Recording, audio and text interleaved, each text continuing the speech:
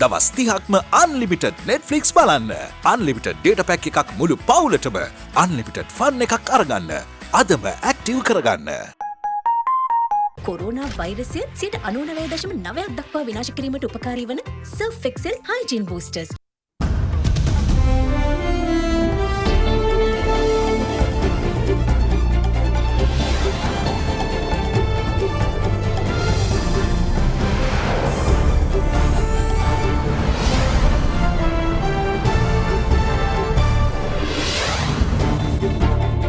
අද 2020 නොවැම්බර් 7 සෙනසුරාදා සිරස්තල කොවිඩ් 30 වෙනි මරණයත් වාර්තා වෙයි. මරණකරු 23 හැවිරිදි තරුණයෙක්. සහරාන්ගේ බිරිඳටත් කොවිඩ්. කොළඹින් පැනගිය ආසාදිතයින් මින්නේරියෙන් සොයාගනි. කොවිඩ් නීති කඩන පුද්ගලයන්ට නඩු. සෞඛ්‍ය සේවා අධ්‍යක්ෂ ජනරාල්වරයාගේ නියෝගයකට පිටින් පුද්ගලයෙක් කටයුතු කරනවා. ඔහුට විරුද්ධව නඩු පවරන්න කිසිසේත් පසුබට වෙන්නේ නැහැ. ඉල්ලුම අඩුවීමෙන් දමුල්ලේ එළවලු ගොඩ ගැසේ. මත්ස්‍ය වෙළඳුන් ගෙනුත් මැසිවිලි. ඇල්කොහොල් අඩංගු හෑන්ඩ් සැනිටයිසර් භාවිත කරන්න. ලෙඩ රෝග ඇති කරන විෂ බීජවලට එරෙහිව සටන් කරන්න. හඳුන්වා දීමේ මිල රුපියල් 350යි. From Ada Derana, this is Ada Derana Prime Time with Dilka Saman Mali and Kalindu Karuna Ratna. Live from Studio 24 in Colombo. ආයුබෝවන්. ඔබ අදත් එක්වන්නේ ශ්‍රී ලංකාවේ අංක 1 සහ විශ්වසනීයම පුවත් විකාශය අද දෙරණ 6:55 සමගින්. මෙරට කොවිඩ් ආසාදිතයින් සංඛ්‍යාව අද පස්වරුවේ 13,000 ඉක්මවා ගියා. සමස්ත කොවිඩ් මරණ සංඛ්‍යාව 30ක් දක්වා ඉහළ ගියේ ඊයේ රාත්‍රියේ මෝදර පදිංචි 23 හැවිරිදි තරුණයාගේ මරණය වාර්තා වීමත් සමගයි. මේ අතර පාස්කු ප්‍රහාරයේ ප්‍රධාන බෝම්බකරු සහරාන් හෂීම්ගේ රක්ෂිත බන්ධනාගාර ගත කර සිටින බිරිඳට COVID-19 වෛරසය ආසාදනය වී ඇති බව අද තහවුරු වුණා. අංගොඩ ජාතික බොබඩ රෝග විද්‍යාතනයේ ප්‍රතිකාර ලබමින් සිටි 23 හැවිරිදි තරුණයෙකු පසුගිය 5 වෙනිදා මිය ගොස් තිබෙනවා. රජයේ ප්‍රවෘත්ති දෙපාර්තමේන්තුව නිවේදනය කළේ එම රෝගියා දියවැඩියා රෝගයෙන් පීඩා විඳ ඇති බවයි. මොහු කොළඹ මෝදර ප්‍රදේශයේ පදිංචිකරුවෙක්. එය මෙරට 30 වැනි කොවිඩ් මරණය වනවා. ඔහුගේ දේහය පිළිබඳ අවසන් කටයුතු ඊයේ පස්වරුවේම කොළොන්නාව පුදුසුසාන භූමියේදී සිදු කෙරුණා. මේ බෝ නොවන රෝග වයස්ගත වූවන්ට තිබුණත් තරුණයට තිබුණත් අවදානම් වැඩි කියන එක මේ මරණ හරහා අපිට පේනවා. දැන් කොළඹ මහනගර සභා සීමාව ඇතුලේ මේ විදිහට මරණ විශාල ප්‍රමාණයක් මේ දවස් කිහිපයක් තුළ වාර්තා වීම බොහොම අපේ අවධානයට ලක් විය යුතු කාරණයක්. අපි විශ්වාස කරන්නේ නැහැ සමස්ත බස්නාහිර පළාතේම ඇඳිරි නීතිය පැවැත්විය යුතුයි කිය. ඒ නිසා විශේෂයෙන් බස්නාහිර පළාතේ අවදානම් ප්‍රදේශ තෝරගෙන ඒ ප්‍රදේශවල සංචරණ සීමා පැනවෙන ක්‍රමවේදයක් සකස් කරලා තමයි ඇඳිරි නීතිය ඉවත් විය යුත්තේ කියලා අපි විශ්වාස කරනවා. ඒ ප්‍රදේශත් අපි හරි අධ්‍යයනයකින් තොරව විවෘත වුණොත් එහෙම ඒ හරහා අපිට රට පුරා නැවතත් රෝගය ව්‍යාප්ත වීමේ තර්ජනයකට ලක් වෙන්න පුළුවන්. මේ අතර පාස්කු ඉරුදෙන එල්ල වූ ත්‍රස්ත ප්‍රහාරයේ ප්‍රධාන බෝම්බකරු සහරාන් හෂීම්ගේ බිරිඳට COVID-19 වෛරසය ආසාදනය වී තිබෙනවා. වැලිකඩ බන්ධනාගාරයේ රඳවා සිටි 25 හැවිරිදි අබ්දුල් කාදර් ෆාතිමා හාදියා නම් ඇය ප්‍රතිකාර සඳහා පොළොන්නරුව වැලිකන්ද විශේෂ ප්‍රතිකාර මධ්‍යස්ථානයේ වෙත විශේෂ ආරක්ෂාවක් යටතේ යොමු කර තිබෙනවා. පැරණි බෝගම්බර බන්ධනාගාරයේ නිරෝධායනයට යොමු කර සිටි රැඳවියන් 7 දෙනෙකුටද වෛරසය ආසාදනය වී තිබෙනවා. බන්ධනාගාර ප්‍රකාශකයෙකු පැවසුවේ ඔවුන් සියලු දෙනාම රෝහල් ගත කළ බවයි. මේ අතර වැලිකඩ බන්ධනාගාරයේ ආශ්‍රිතව ඊයේ PCR පරීක්ෂණ 300ක් සිදු කර තිබෙනවා. එහි ප්‍රතිඵල වලින් තහවුරු වී ඇත්තේ ඊට යොමු කළ කිසිවෙකුට වෛරසය ආසාදනය වී නොමැති බවයි. රිජ්ජි ආර්ය ළමා රෝහලේ හෙදියකටද COVID-19 වෛරසය ආසාදනය වී තිබෙනවා. රෝහල් ප්‍රකාශකයෙකු සඳහන් කළේ එම හෙදිය පසුගියදා වෛරසය ආසාදනය වූ වෛද්‍යවරයා සේවය කළ වාට්ටුවේම සේවය කළ හෙදියක් බවයි. ඒ අනුව අදාළ වාට්ටුවේ සියලුම රෝගීන් සහ කාර්ය මණ්ඩලයේ PCR පරීක්ෂණ සඳහා යොමු කෙරුණා. එසේම හෝමාගම මූලික රෝහලේදී ශල්‍ය කර්මයක් කළ පුද්ගලයෙකුට COVID-19 වෛරසය ආසාදනය වී තිබෙනවා. රෝහල් අධිකාරී ජනිත හෙට්ටිආරච්චි මහතා පැවසුවේ ඔහු බීමතින් සිටියදී වූ පිහි ඇනුමක් හේතුවෙන් රෝහල් ගත කර ඇති අතර ඔහුගේ තත්ත්වය බරපතල වීම නිසා ශල්‍ය කර්මයක් සිදු කළ බවයි. ඔහුට ප්‍රතිකාර කළ වෛද්‍යවරුන් ඇතුළු කාර්ය මණ්ඩලයේ 10 දෙනෙකු නිරෝධායනයට යොමු කෙරුණා. පෙරේදා අපේ රෝහලට ඇතුළත් කරා රෝගියෙක් පිහි ඇනුම් තුවාලයක් ලබා ඔහු ඇතන බීමතින් හිටපු රෝගියෙක්. මේ රෝගියා හදිසි ශල්‍ය කර්මයකට භාජනය කරන්න වුණා. ඊට පස්සේ සත්කාරයකදී කරපු අහඹු PCR පරීක්ෂණයකින් තහවුරු වුණා මොහු කොවිඩ් පොසිටිව් රෝගියෙක් කියලා. මේ නිසා ඇක්ෂුවල් විද්‍යාහරණය කළා පටන් ගන්නත් එක්ක අපි ශල්‍යාගාරය සහ රැඩි සත්කාරයක තාවකාලික නවත්වනවා. පැලියගොඩ මත්ස්‍ය වෙළඳ සංකීර්ණ කාර්යාලයේ කොවිඩ් වැළඳි තවත් පුද්ගලයන් 7 දෙනෙකු ඊයේ රාත්‍රියේ පොළොන්නරුව මින්නේරිය ප්‍රදේශයෙන් සොයාගනු ලැබුවා. සෞඛ්‍ය අංශ පැවසුවේ පසුගියදා කොළඹ මෝදර ප්‍රදේශයේදී PCR සිදු කර ඇති ඔවුන් දැනුම් දීමකින් තොරව ධීවර සංස්ථාවේ රථයකින් මින්නේරිය ප්‍රදේශයට පැමිණ ඇති බවයි. ඒ අනුව ධීවර සංස්ථාවට අයත් මින්නේරිය නිකේතනයේ රැඳී සිටියේදී ගම්වාසීන්ගේ පැමිණිල්ලකට අනුව සෞඛ්‍ය අංශ විසින් එම පිරිස සොයාගෙන තිබෙනවා. එම ආසාදිතයින් බදුල්ල මෝදර සහ කඩුවෙල ප්‍රදේශවල පදිංචිකරුවන්. ආසාදිතයන් 7 දෙනා රෝහල්ගත කර සෙසු පිරිස නිරෝධායනයට යොමු කර තිබෙනවා. සෞඛ්‍ය අංශ පැවසුවේ කොළඹ සිට පැමිණීමේදී මොවුන් සමග සම්බන්ධ වූ පිරිස් සොයා පරීක්ෂණයක් ආරම්භ කර ඇති බව.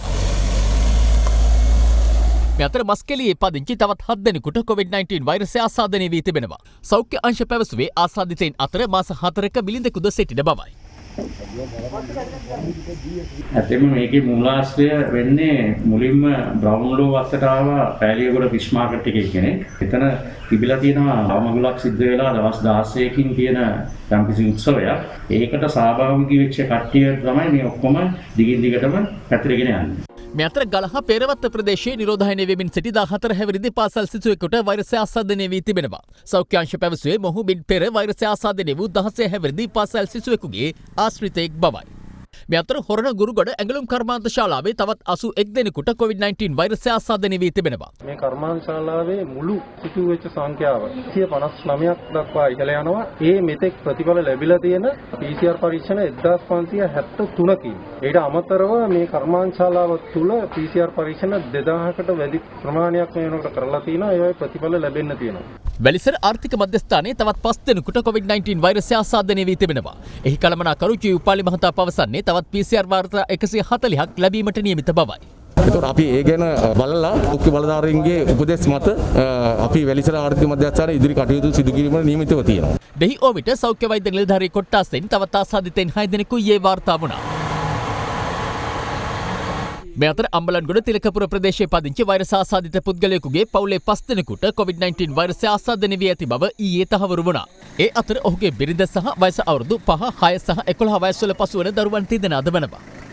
මේ අතර කැලණිය හුණුපිටිය ප්‍රදේශයේ නීති විරෝධී අයුරින් පවත්වාගෙන ගිය නිරෝධායන මධ්‍යස්ථානයක් අද ප්‍රදේශීය බාර මහජන සෞඛ්‍ය පරීක්ෂකවරුන් විසින් වටලනු ලැබුවා. අද දෙරණ වාර්තාකරු පැවසුවේ එහි සිටි පුද්ගලයන් 2 දෙනෙකුට COVID-19 වෛරසය ආසාදනය වී ඇති බවයි. අනතුරුව එහි සිටි පිරිස එම ස්ථානයේදීම නිරෝධායනයට යොමු කළ අතර එම ස්ථානයේ පවත්වාගෙන ගිය පිරිසට සෞඛ්‍ය අංශ දැඩිව අවවාද කළා. ඔයගෙන් දවස් කීයකටද මේ ගත්තේ? මගෙන් එක දවසකට බෑ මේ කට්ටිය මෙතනින් එළියට බස්සන්න බෑ දවස් 14ක් යනකොට. දැන් ඔබතුමාට පැහැදිලිව තිබුණා මාව දැනුවත් කරලා අහගන්න මම මොකද්ද මේක කරන්න ඕන දෙය කියලා. මෙතන කිසිම කෙනෙක් එළියට බැස්සොත් පැහැදිලිව ඔබතුමා කියන්නේ. සෙල්ලමක් නෙමෙයි මේ ජීවිතේ. මේ අතර COVID-19 වෛරසය ආසාදිත 400 දෙනෙකු ඊයේ හඳුනා ගැනුණා. ඉන් වැඩිම සංඛ්‍යාව ගම්පහ දිස්ත්‍රික්කයෙන් වාර්තා වූ අතර එම සංඛ්‍යාව 203ක්. කොළඹින් 103ක්, කෑගල්ලෙන් 18ක්, කුරුණෑගලින් 17ක්, කළුතරින් 13ක්, ගාල්ලෙන් 3ක්, බදුල්ල සහ රත්නපුර දිස්ත්‍රික්කවලින් 2 දෙනෙකු බැගින් මහනුවර, මාතලේ, නුවර එළිය, අම්පාර, මාතර, හම්බන්තොට, වවුනියාව, අනුරාධපුරය, පොළොන්නරුව සහ මොනරාගල යන දිස්ත්‍රික්කවලින් එක් ආසාදිතයෙකු බැගින්ද ඊයේ හඳුනාගෙනුණු ආසාදිතයින් අතරට අයත්. ඊයේ හඳුනාගත් ආසාදිතයින් අතරට පොලිස් නිලධාරීන් 6ක් සහ රැඳවියන් 23ක් ඇතුළත්. ඒ සමග මිනුවන්ගොඩ හා පැලියගොඩ පොකුර 9496ක් දක්වා ඉහළ යනවා. ඉන් 7448ක් ආසාදිතයින්ගේ ආශ්‍රිතයන්. ඉන් 3762ක් පූර්ණ සුවය ලබා තිබෙනවා. සෞඛ්‍ය අංශ පැවසුවේ මෙම පොකුරේ ආසාදිතයින්ගෙන් 17 දෙනෙකු මිය ගොස් ඇති බවයි. අලුතෙන් පොකුරු නිර්මාණය වීමේ ඉඩකඩක් විවිධ තැන්වලින් ආරම්භ වෙලා තියෙනවා. නිසා මේ අලුතෙන් නිර්මාණය වෙන පොකුරු ටික කළමනාකරණය කර ගැනීමට අපි කොච්චර දක්ෂ වෙනවද කියන එක මත තමයි අපි රට ඉදිරියේදී වැහෙනවද නැත්නම් රට ලිහිල් කළා ජන ජීවිතේ නව සාමාන්‍යකරණයක් තුල ගමන් කරන්න පුළුවන්ද? ඒ සියල්ල තීරණය වෙන්නේ මේ පොකුරු පාලනයත් එක්ක. මේ අතර තවත් 257 දෙනෙකුට COVID-19 වෛරසය ආසාදනය වී ඇති බව අද පස්වරුවේ තහවුරු වුණා. ඔවුන් සියලු දෙනාම පෙර ආසාදිතයන්ගේ ආශ්‍රිතයන්. මෙරට සමස්ත COVID-19 වෛරස ආසාදිතයින් ගණන 13227 දක්වා ඉහළ ගියා. ඉන් 5474ක් රෝහල්ගතව ප්‍රතිකාර ලබන අතර පූර්ණ සුවය ලැබූ සංඛ්‍යාව 7723ක්. ඊයේ වාර්තා වූ මරණයත් සමග මෙරට සමස්ත මරණ සංඛ්‍යාව 30ක් දක්වා ඉහළ යනවා. මෙය සැලකිය යුතු රෝගී සංඛ්‍යාව සහ මරණ සංඛ්‍යාව ඉහළය. ලංකාවේ රෝගීන්ගේ සුළමුල හොයාගන්න බැරි ඇතැම් අවස්ථා ගැන දැන් වාර්තා වෙනවා. සමාජගත වීම පිළිබඳව නිර්ණායක එනතුරු පොකුරු මතුවීමේ ප්‍රවණතාවය වැඩි හින්දා තුන්වෙනි මට්ටමින් දැන් රෝගේ ලංකාවේ පැතිරෙන හින්දා අපි ඉක්මනින් ක්‍රියාශීලී වෙලා ගෙදරට අරන් යන්නේ නැති වැඩේ වහාම ආරම්භ කළ යුතුයි. ඒ උපක්‍රමයේ නැතුව මේ රෝගයෙන් ඔබේ දෙමව්පියෝ වැඩිහිටියෝ මිය යන එක නවත්තන්න බෑ.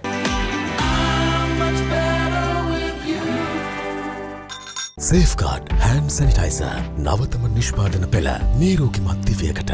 නිවෙස්වල නිරෝධායනය වන පුද්ගලයන් සඳහා සෞඛ්‍ය අමාත්‍යාංශය මාර්ගෝපදේශ මාලාවක් නිකුත් කර තිබෙනවා.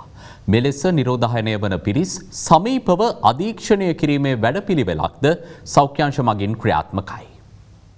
කොවිඩ් රෝගයෙකු ඇසුරු කළ හෝ ඇසුරු කර ඇතැයි සැක කෙරෙන එහෙත් රෝගලක්ෂණ නොපෙන්වන පුද්ගලයන් බාහිර ඇසුරෙන් මිදී නිවෙස්වලට වී නිශ්චිත කාලයක් ගත කිරීම නිවෙස්ගත නිරෝධායනයයි. අදාළ පුද්ගලයා රෝගයෙකු අවසන් වරට ඇසුරු කළා යයි සැක කෙරෙන දින සිට අවම වශයෙන් දින 14ක කාලයක් මෙලෙස නිරෝධායනයට ලක් කෙරෙනවා.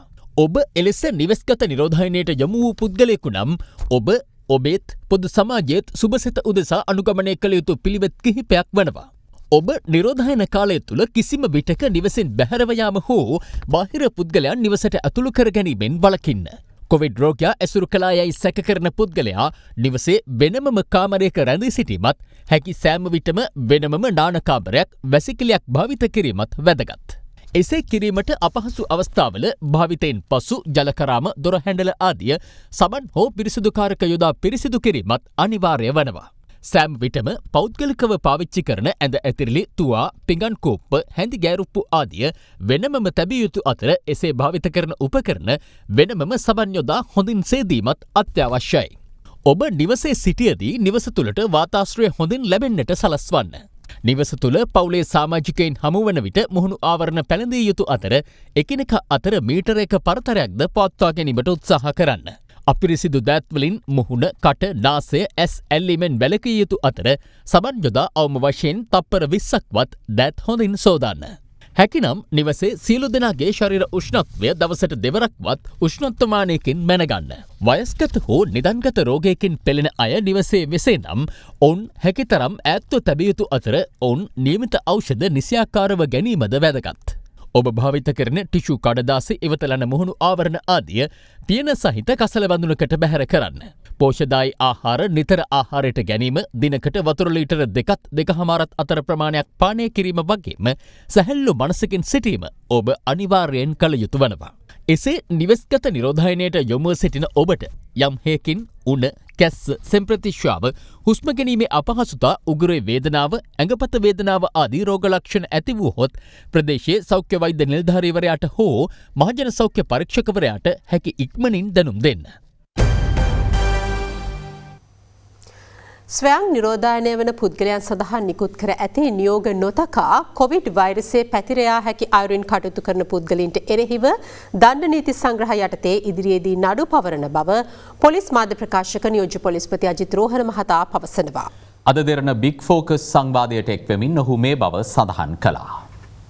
මේ ගැසට් පත්‍රයේ තියෙන පොදු ස්ථානවල මුව ආවරණ පැළඳීම ඒ වගේම නියමිත ශාරීරික දුරස්ථ භාවය පැවැත්වීම නීතියක් ලෙස ප්‍රකාශයට පත් කරනවා කියලා. අපි පොදු ස්ථානයක් මොකක්ද කියන එකෙන් පටන් ගමු. මතක තියාගන්න කලින් පොදු ස්ථාන කියන්නේ අර සාමාන්‍ය නීතියේ තියෙන පොදු ස්ථානට වඩා වෙනස්. ඔබේ ගෙදර පාටියක් තියෙනවා. ඒක පුද්ගලික තැන. ආරාධනයක් කරලා මම එනවා. මම ඇවිල්ලා 10ක් 15ක් එක අපි ඉන්නවා එකට. එනකොටම සිප වැළඳ ගැනීම කරලා බදාගෙන කාලයකට පස්සේ ආවේ බර්ත්ඩේ පාටිට ආව හොඳයි. හැපි බර්ත්ඩේ කියලා එහෙම කරන්න ගියොත් බෑ. ඒකත් වෙන වෙන ඒවට පොදු ස්ථානයක් නෙමෙයි වෙන නීති යටතේ. හැබැයි මේ නීති යටතේ පොදු ස්ථාන. ඒ අනුව අවසන් කාල සීමාව අපි දැක්ක අභ්‍යන්තර පරිශ්‍ර පොදු ස්ථාන නෙමෙයි කියන තියරිය අදාළ වෙන්නේ. තියරිය අදාළ වෙන්නේ. මට නිරෝධායනයට යොමු වෙන්න කියලා උපදෙස් දීලා තියෙනවා. මම යනවා මගේ මිතුරන් හමු වෙන්න. මම යනවා කඩපිලට ගිහිල්ලා මගේ නිවසට බඩු අරන් එන්න. අපි කියනවා නීතිය ක්‍රියාත්මක කරනවා කියලා. මම හිතන්නේ මොන වගේ දඩුවම්ද නීතිය සඳහන් වෙලා. සෞඛ්‍ය සේවා අධ්‍යක්ෂ ජනරාල්වරයාගේ නියෝගයකට පිටින් පුද්ගලයෙක් කටයුතු කරනවා. එතන මාස 6ක හිර දඬුවමක් හම්බෙන 10,000ක දඩයක් තියෙන වරදක් වෙනවා. හැබැයි ඊට අමතරව මොහු දන්නවනේ මොහු මේ නිරෝධායනයට ලක් වෙලා කැස්ස තියෙනවා මේවා තියෙද්දිනේ යන්නේ. අන්න ඒ වගේ අවස්ථාවකදී ඒ පුද්ගලයා අපරාධමය වරදක් කරනවා. මොකද 263 වගන්තියේ තියෙන්නේ ජීවිතයට අන්තරාදායක වූ යම් රෝගයක් බෝවීම පැතිරවීමට තුඩු දිය හැකි බව දන්නා වූ විශ්වාස කළ හැකි යම් තැනැත්තේ ද්වේෂ සහගතව මේක ව්‍යාප්ත කිරීම. ඒ වගේ අවස්ථාවකදී අවුරුදු 2 දක්වා කාලයක බන්ධනාගාරගත කිරීමකින් දඬුවම් කරන්න පුළුවන්. මේ වගේ වරදකට වරදකරු වුණොත් රජයේ සේවකයෙක් කියන්නකෝ. ඔහුගේ රස්සාව නැති වෙනවා. රජයේ සේවකයෙකුට එන්න ඉන්නවා නම් ඒක නැති වෙනවා. පිට රටකට යන්න වීසා ගන්න ගියාම පොලිසියෙන් වාර්තාවක් ඉල්ලනකොට ඒ වාර්තාව ගන්න බැරි නම් අපරාධයකට වැරදිකරු වෙලා. ඔබතුමා මේ දණ්ඩ නීති සංග්‍රහයේ 298 වගන්තිය ගැනත් සඳහනක් කරලා තියෙනවා. තාම බරපතල චෝදනාවක්. මොකද අපි දන්නා 296 ඉඳන් ඒ තියෙන මිනිහිමෙරුම් චෝදනා වලට අදාළ කාණ්ඩයේ දණ්ඩ නීති සංග්‍රහය. මම දන්නවා මට කොයිත් තියෙනවා කියලා. එතකොට ඔබට බයිපාස් සැත්කමක් කරලා තියෙන්නේ. ඔබට වකුගඩුවක් බද්ධ කරලා තියෙන්නේ. ඔබ දීර්ඝ කාලයක ඉඳලා ඩයබටික් වලට ප්‍රතිකාර ගන්නවා. මම දැනම ඔබට මේ රෝගය ව්‍යාප්ත කරනවා. ඔබ ළඟට යනවා. අපට සාක්ෂි තියෙනවා. එකක් තමයි බුද්ධි තොරතුරු, අනිත් එක දුරකථන වාර්තා විශ්ලේෂණ. මේවා ඔක්කොගෙම අනාවරණය වෙනවා නම් මේ පුද්ගලයා තමයි මේක ට්‍රාන්ස්මිට් කරේ කියලා අපි ඔහුට විරුද්ධව 298 වගන්තිය යටතේ නඩු පවරන්න කිසිසේත් පසුබට වෙන්නේ නැහැ. දැන් මේ ගැසට් පත්‍රයට අවධානය යොමු කරද්දී තවත් කාරණයක් තමයි සේවා ස්ථාන සඳහා ලබා දීලා තියෙන රෙගුලාසි. දැන් මේ මොහොතේ සූදානම් වෙන්න සදුදා ඉඳලා ඇදිරි නීතිය ඉවත් වුණොත් සෞඛ්‍ය අමාත්‍යාංශය විසින් නිකුත් කරලා තියෙන සෞඛ්‍ය අමාත්‍යාංශ වෙබ් අඩවියට ගියත් ලබා ගන්න පුළුවන් ආයතන 55ක් පවත්වාගෙන යාම පිළිබඳ නිර්ණායක මේකේ තියෙනවා. මගුල් ගියක් තියන්න පුළුවන්ද? මල ගියක් තියන්න පුළුවන්ද? පෙර පාසල පවත්වන්න පුළුවන්ද? කුලී රථයක කී දෙනෙක් යන්න පුළුවන්ද? අපි කරන්නේ බේකරිය කොහොමද පවත්වාගෙන යන්නේ? මේ හැම කාරණයක් ගැනම මේ පොතේ මේ භාෂා තුනෙන්ම මේ ටික සඳහන් වෙනවා. පවතින වාතාවරණය තුළ මෙරට ආර්ථික මධ්‍යස්ථාන කිහිපයකම එළවලු තොග විකුණාගත නොහැකිව ගොඩ ගැසී තිබෙනවා. ඒ අතර ප්‍රදේශ රැසක්ම දීවරීන් පවසන්නේ තම මත්ස්‍ය තොග අලෙවි කර ගැනීමේ ගැටලුවක් මතුව ඇති බවයි. කොවිඩ් ආසාදිතයෙකු හමුවීමත් සමග ඉකුත් ඔක්තෝබර් 22 වෙනිදා වසා දැමුණු පිටකොටුව මැනින් පොදු වෙළඳපොළ එළඹෙන සඳුදා සිට යලි විවෘත කරන බව මැනින් මාකට් පොදු වෙළඳ සමිතිය දැනුම් දෙනවා. ගොවීන් එළවලු ගැලවීම සිදු කරන්නේ දිනකට ප්‍රථම. ඉතින් මේ වගේ අවස්ථාවක රජය ඇඳිරි නීතිය පැනෙවුවොත් ගොවියත් අසරණ වෙනවා, වෙළඳ මහතුනුත් අසරණ වෙනවා. යම් හේකින් ඇඳිරි නීතිය බලාත්මක වුවොත් 9 වෙනිදායින් පසුව ගොවීන්ගේ කෘෂි නිෂ්පාදන වෙළඳපොළට එවීමට ඒ වගේම පාරිභෝගික මහතුන්ටත් මෙම ස්ථානයට පැමිණීමට යම්කිසි ක්‍රමවේදයක් රජය විසින් සකසා දෙනු ඇතැයි අපි බලාපොරොත්තු වෙනවා. මේ අතර බස්නාහිර පළාත් ජ්‍යෙෂ්ඨ නියෝජ්‍ය පොලිස්පති දේශබන්දු තෙන්නකෝන් මහතා අද ප්‍රකාශ කළේ එළඹෙන සඳුදා බස්නාහිර පළාතේ නිරෝධායන ඇඳිරි නීතිය ඉවත් කිරීමට කටයුතු කරනු ඇති බවයි. 9 වෙනිදා සිට නිරෝධායන ඇඳිරි නීතිය ඉවත් කිරීම අනිවාර්යෙන් සිදුවෙන දෙයක්ද? අනිවාර්යයෙන්ම සිදු වෙනවා. ඉතින් ඊටාම වක්කීමෙන් යුතුව සෑම කෙනෙක්ම කටයුතු කළ යුතුයි. සෞඛ්‍ය අමාත්‍යාංශයට පැහැදිලි උපදෙස් මාලාවක් දීලා තිනවා. සෑම කෙනෙක් මේ මාර්ගෝපදේශ වලට යටත්ව ජීවත් වුණොත් එහෙම අපිට ඉතා කෙටි කාලයකින් පුළුවන් වෙනවා අපේ සමාජයෙන් මේ වෛරසය දුරු කරගන්න. කෙසේ වෙතත් ඇඳිරි නීතිය එළඹෙන සඳුදා ඉවත් කෙරුණත් බස්නාහිර පළාතේ ඇතැම් තෝරාගත් ප්‍රදේශ තවදුරටත් හුදකලා කර තිබෙනු ඇති බව කොළඹ දිස්ත්‍රික් සම්බන්ධීකරණ කමිටු සභාපති පාර්ලිමේන්තු මන්ත්‍රී මේජර් ප්‍රදීප් උඳුගොඩ මහතා සඳහන් කළා. අපි රජයක් හැටියට තෝරාගත්ත ප්‍රදේශ පමණක් නිරෝධායනයට ලක් කරලා අපි ඉදිරි ප්‍රදේශ අපි ජනතාවගේ දෛනික කටයුතු වලට විවෘත කරන්න තමයි රජයක් හැටියට අපේ බලාපොරොත්තුව තියෙන්නේ. නව ගුවන් හමුදාපති එයා මාර්ෂල් සුදර්ශන පතිරණ මහතා අද මහනුවරදී කියා සිටියේ කොවිඩ් ආසාදිතයන් සිටින ප්‍රදේශ සිතියම් ගත කිරීමේ වැඩපිළිවෙලක් ආරම්භ කර ඇති බවයි. ගරු ජනාධිපතිතුමා විශේෂ අවධානයක් යොමු කළා. මම හිතන්නේ දැනට සුමාන 2-3කට ඉස්සෙල්ලාම උපදෙස් දුන්නා කොරෝනා ව්‍යාප්තිය පිළිබඳ සිතියම් ගත කරන්න කියලා. දැනටමත් ඒ සිතියම් ගත කිරීම ආරම්භ කළා. මම හිතන්නේ ඊටාම හොඳ සිතියම් ගත කිරීමකට ලක් කරලා තියෙන්නේ. මේ අතර එළවලු මිලදී ගැනීමට පැමිණෙන වෙළඳුන්ගේ අඩුවීම හේතුවෙන් දමුල්ල ආර්ථික මධ්‍යස්ථානයේ එළවලු මිල ගණන් සීග්‍රයෙන් පහත වැටීමෙන් පවතින බව ගොවීන් පවසනවා. එමෙන්ම දිවයිනේ අනෙකුත් ආර්ථික මධ්‍යස්ථානවලට රැගෙන ගිය එළවලු තොගද හරවා එවීමෙන් ආර්ථික මධ්‍යස්ථානය තුළ මේ වන විට එළවලු තොග ගොඩ ගැසී ඇති අයුරු දැකගත හැකියි.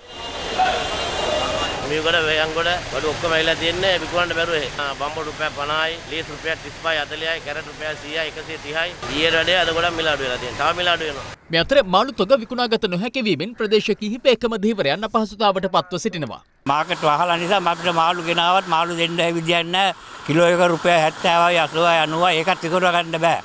මේ අතර මොරටුව ප්‍රදේශයේ ප්‍රධාන මාර්ගය අසල වෙළඳාම් කරමින් සිටි වෙළඳුන්ට පොලිසිය අද දඩ නියම කර තිබෙනවා. අපි මොනව කරන්නද? රජය කියන දේවල් වල කරන්න බැරිද? කරන්න බෑ නේද? මේක ඔක්කොම බඩු දෙලා තියෙන්නේ නැහැ.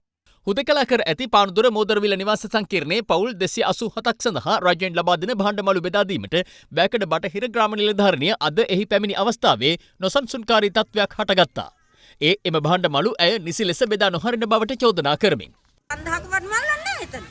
ගොඩාක් අඩුයි. අපි මේ දවස් 11 තිස්සේ ගිය අතවිලා අද තමයි ඩොක්ටර් බැස්සේ. මේ අසාධාරණ ගැන කවුද කතා කරන්නේ? කෙසේ වෙතත් කොවිඩ් ආසාදනය වී සිටින බස්නාහිර පළාතේ පොලිස් නිලධාරීන් 225 දෙනෙකුගේ පවුල්වල සමාජිකයින්ට බෙදා දීම සඳහා වන අත්‍යවශ්‍ය විලි ආහාර ද්‍රව්‍ය පාර්සල් තොග කුරුණෑගල ව්‍යාපාරිකයන් පිරිසක් විසින් අද බස්නාහිර පළාත් නියෝජ්‍ය පොලිස්පති දේශබන්දු තෙන්නකෝන් මහතා වෙත භාර දීම සිදු වුණා. මේ අතර කොවිඩ් ආසාදිතයෙකු හමුවීම හේතුවෙන් වසා දමා තිබෙන හැටන් මත්ස්‍ය වෙළඳසැලක් විෂ බීජ හරණය කිරීමට පැමිණි හැටන් දික්කොය නගර සභාවේ සේවකයන් පිරිසක් විසින් එහි තිබූ භාණ්ඩ සහ මුදල් සොරාගෙන තිබෙනවා. මුදලින් රුපියල් 37,000ක් සහ රුපියල් 5,000ක් පමණ වටිනා භාණ්ඩ තොගයක් මෙලෙස සොරාගෙන ඇති බවයි අප වාර්තාකරු සඳහන් කළේ. ස්වයං නිරෝධායනය අවසන් කර පැමිණි වෙළඳසැලේ සේවකයන් එහි CCTV පරීක්ෂා කිරීමේදී අදාළ සොරකම සටහන්ව තිබුණා. ඒ අනුව සිද්ධිය සම්බන්ධයෙන් සැකකරුවන් සිව් දෙනෙකු අද පස්වරුවේ අත්අඩංගුවට ගැනීමට හැටන් පොලිසිය කටයුතු කළා. කොවිඩ් රෝගීන් හඳුනා ගැනීමට සිදු කරන PCR සහ නවතම ෂණික ප්‍රතිදේහ ජනක පරීක්ෂණ පිළිබඳව අදත් ආණ්ඩුවේ සහ විපක්ෂයේ නියෝජිතයින් විවිධ අදහස් පළ කළා. රැපිඩ් ටෙස්ටිං ක්‍රමවේදය හරහා තමයි අර කෙටි කාලයක් තුල ප්‍රතිඵල ලබා දීමේ ඒ වැඩසටහන ක්‍රියාත්මක වෙන්නේ. ඉතින් ඒක බොහොම හොඳ දෙයක්. හැබැයි තමන්ගේ ගජමිතුරන්ගේ ඩොලර් මිලියන ගණන් වලින් සාක්කු පුරවීමේ වැඩසටහන කේන්ද්‍ර කරගත නොගෙන මේ වැඩසටහන ක්‍රියාත්මක කරන්නට අවශ්‍යයි. දැන් මොකද වෙලා තියෙන්නේ? විශාල ප්‍රමාණයක් නිවෙස්වල නිරෝධායනය කරලා දෙවෙනි PCR ටෙස්ට් එක කරන්නේ නැහැ. එතකොට කොහොමද කොරෝනාව මර්ධනය කරන්නේ? නිරෝධායනය වෙන කණ්ඩායම් PCR පරීක්ෂණ නොකොට සමාජයට මුදවා හැරීමේ වෙන්නේ සමාජ ව්‍යාප්තිය බරපතල ලෙස වර්ධනය වීම පමණයි.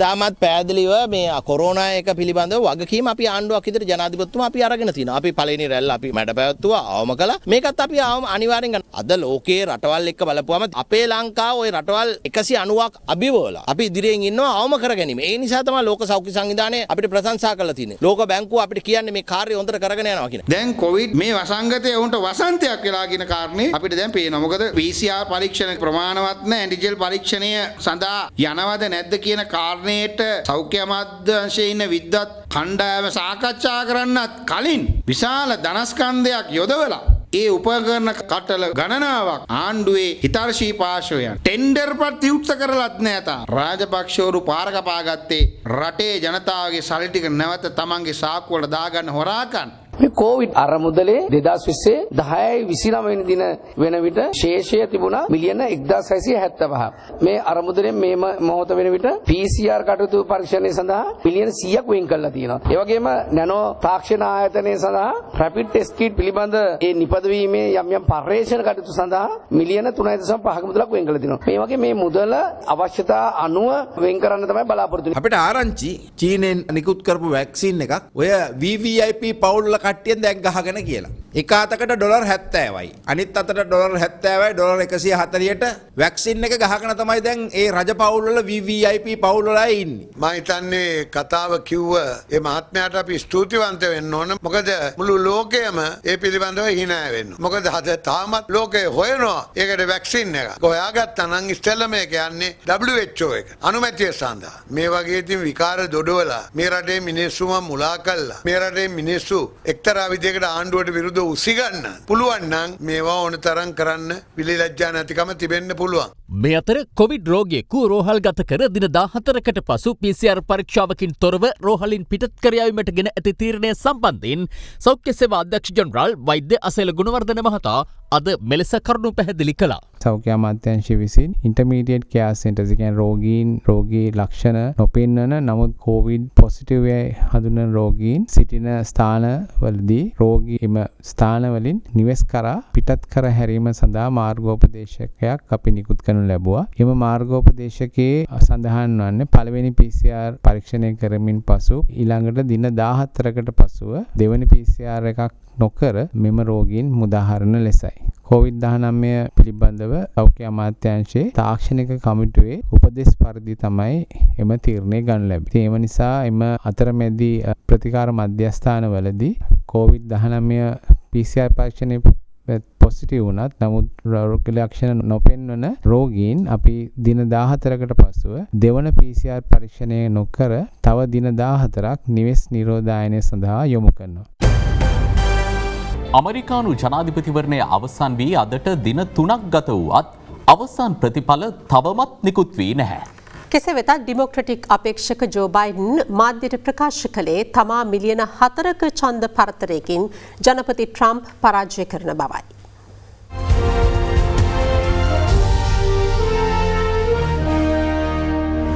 බයිඩන් පෙන්සල්වේනියා ප්‍රාන්තයේ ට්‍රම්ප්ට වඩා වැඩි ඡන්ද 28,833ක් ඉදිරියෙන් පසුවනවා. එමෙන්ම ජෝර්ජියා ප්‍රාන්තයේදී ජෝ බයිඩන් 49.4ක ඡන්ද ප්‍රතිශතයක් ලබමින් පෙරමුණ ගෙන ඇති අතර ජනපති ට්‍රම්ප්ට හිමිව ඇත්තේ 49.3ක ප්‍රතිශතයක්. නෙවාඩා ප්‍රාන්තයේද 49.8ක ඡන්ද ප්‍රතිශතයක් ලබා ගැනීමෙන් ජෝ බයිඩන් පෙරමුණේ සිටින අතර ජනපති ට්‍රම්ප්ට හිමිව ඇත්තේ 48ක ප්‍රතිශතයක්. මේ වන විට ඡන්ද විද්‍යාල 214ක් ලබා ගැනීමට ජනපති ට්‍රම්ප් සමත්ව ඇති අතර ඔහු අභිබවමින් ඡන්ද විද්‍යාල 264ක් ලබා ගැනීමෙන් ජයග්‍රහණය අභියසට පැමිණීමට ජෝ බයිඩන් සමත්ව තිබෙනවා. මේ අතර සිය ට්විටර් ගිණුම ඔස්සේ සටහනක් තබමින් රිපබ්ලිකන් අපේක්ෂක ජනාධිපති ඩොනල්ඩ් ට්‍රම්ප් පවසන්නේ ජෝ බයිඩන් තමන්ට ජනාධිපති ධුරය හිමිව ඇති බවට වැරදි සහගත ලෙස ප්‍රකාශයක් නොකළ යුතු බවයි. එමෙන්ම මැතිවරණ දින රාත්‍රිය දක්වාම තමන් සෑම ප්‍රාන්තයකම විශාල ඡන්ද ප්‍රමාණයකින් ඉදිරියෙන් සිටි නමුත් පසුදින වන විට එම සංඛ්‍යා පුදුම සහගත ලෙස වෙනස්ව ඇතැයිද ට්‍රම්ප් සිය ට්විටර් ගෙනුම ඔස්සේ පවසා තිබෙනවා. දැන් තවත් පුවත් කිහිපයක්. රුපියල් කෝටි 2කට වැඩි වටිනාකමකින් යුතු අයිස් මද්‍රව්‍ය කිලෝ 2කට වැඩි ප්‍රමාණයක් සමග එක් සැකකරුවෙකු හික්කඩුව පින්කන්ද ප්‍රදේශයේදී අත්අඩංගුවට ගෙන තිබෙනවා. කළුතර හීනටියංගල මාර්ගයේ සෙන්ට්‍රල් හන්දිය අසල සිදු කළ රථවාහන පරීක්ෂාවකදී අවියායුධ තොගයක් සමග පුද්ගලයන් 7 දෙනෙකු කටුකුරුන්ද පොලිස් විශේෂකාර්ය බලකා නිලධාරීන් විසින් අත්අඩංගුවට ගනු ලැබුවා. ජීව අත්බෝම්බයක් T56 ජීව උණ්ඩ දෙකක් T56 හිස් පතරොම් කුපු දෙකක් කඩු 4ක් සහ වන්නාපිහි 6ක් සමග තිරෝධ රථයක් හා මෝටර රථයක් එහිදී පොලිස් භාරයට ගැනුණා.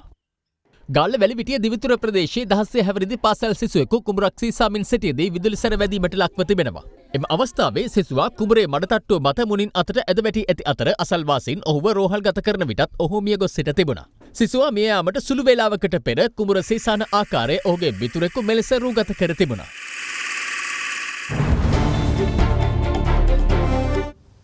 සියල්ලට ප්‍රථම මිනිස්කම පෙරදැරි කරගත් මනුසත් දෙරණ ඩයලොග් ආයතනය සමග ආරම්භ කළ අත්‍යවශ්‍ය ආහාර ද්‍රව්‍ය බෙදාදීමේ විශේෂ ක්‍රියාන්විතය 14 වැනි දිනටත් අද ක්‍රියාත්මක කෙරුණා. COVID-19 ව්‍යාප්තිය නිසා පනවා ඇති නිරෝධායන ඇදිරි නීතිය හේතුවෙන් අසරණ වූ ජනතාවට අත්‍යවශ්‍ය ආහාර ද්‍රව්‍ය බෙදාදීමේ වැඩපිළිවෙලක් මනුසත් දෙරණ සහ ඩයලොග් ආයතනය එක්ව පසුගියදා ආරම්භ කළා. අද දිනේදී තිබිරිගස්සෑය ප්‍රදේශයේ ජනතාව අතර අත්‍යවශ්‍ය ද්‍රව්‍ය බෙදාදීම සිදු කළ අතර ඒ සඳහා දෙරණ මාධ්‍ය ජාලයේ සභාපති දිලිත් ජයවීර මහතාද එක් වුණා.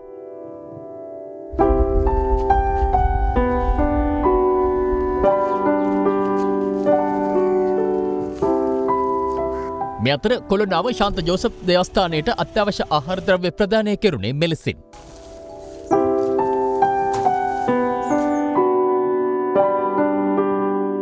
මනුසත් දෙරණ මානුෂීය ක්‍රියාන්විතය යටතේ පසුගියදා ගොතටුව ප්‍රදේශයේ ජනතාවටද අත්‍යවශ්‍ය ආහාර ද්‍රව්‍ය බෙදා දුන්නා. මනුසත් දෙරණටයි ඩයලොග් ආයතනයටයි මේ කරන සේවයට අපි සියලු දෙනාටම නිදුක් නිරෝගී සුවය ලැබේවායි ප්‍රාර්ථනා කරනවා. මනුසත් දෙරණ මෙම විශේෂ සහන ක්‍රියාන්විතය ඩයලොග් සමග එක්ව ඉදිරියටත් ක්‍රියාත්මක කරනවා. එසමගින් අපගේ ප්‍රධාන පුවත් විකාශය නිමාවට පත් වෙනවා. සුවදායි රාත්‍රියක්.